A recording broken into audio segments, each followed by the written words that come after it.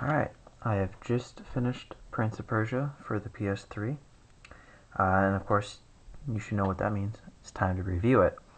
Um, a couple of problems I want to address. There's a lot of things going on that there are glitches with this game. I myself am playing on the 40 gigabyte PS3. It's the one that came bundled with, the Spider-Man 3 Blu-ray thing for like $400, and I got that like a year ago. Um, with minor issues like the sound, background music occasionally cutting off, and maybe one, kind of freeze up, which kind of lasted like maybe a whole nanosecond, and the general problem of Elika sometimes not following me where I want her to go for like puzzles, which couldn't be, which isn't anything major because just like that she's where she needs to be.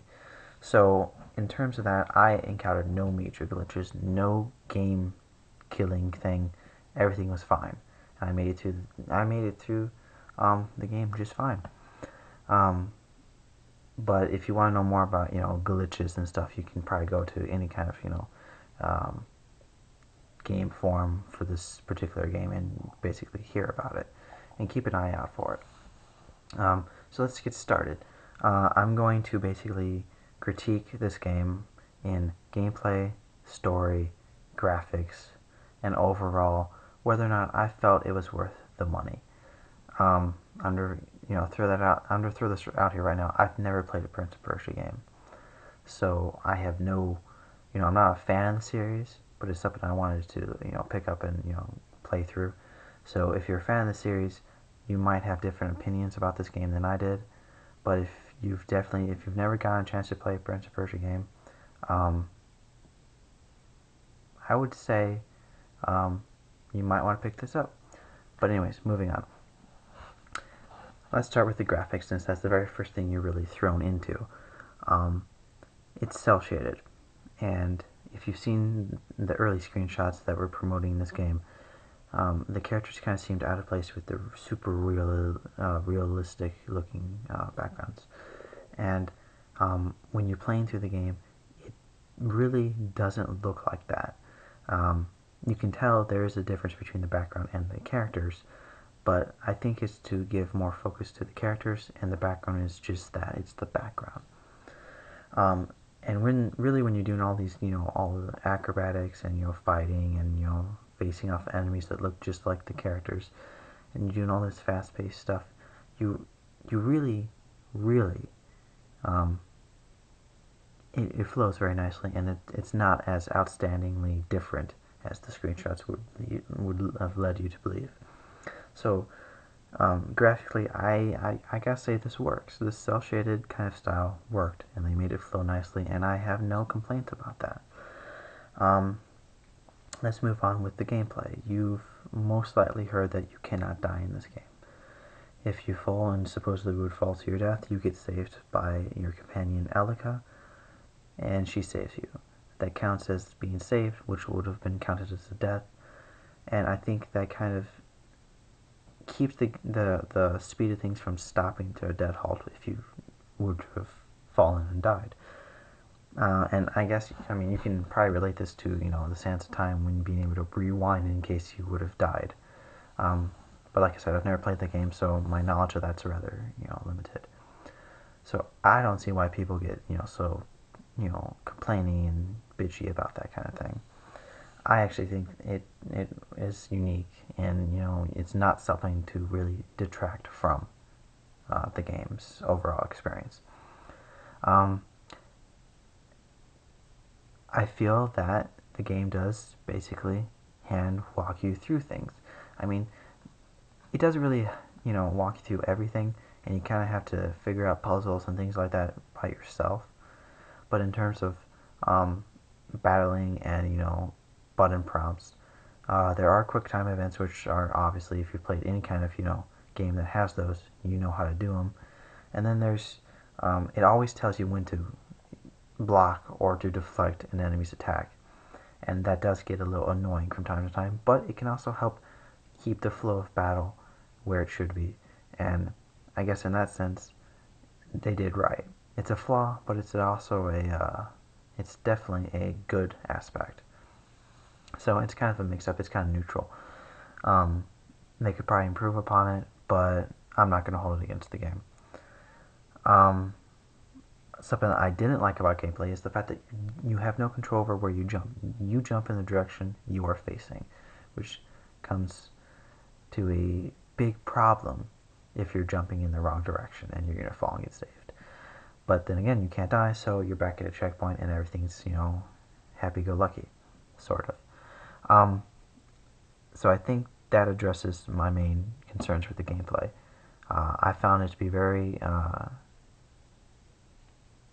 enthralling. It was very fun, very fast-paced. It could really flow together, and I liked it. I gotta say, I liked the gameplay. I like the graphics, I like the gameplay. Moving on to the story.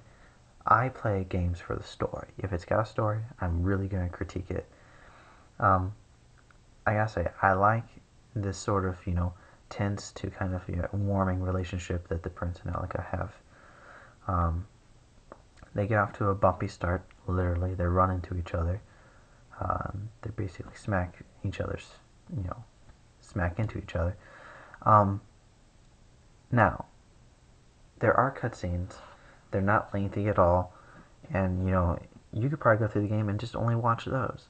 But the game also gives you this option of pressing L2 for the PS3 controls that allow you to, talk to Elika, get to know her, have conversations between the prince and Elika.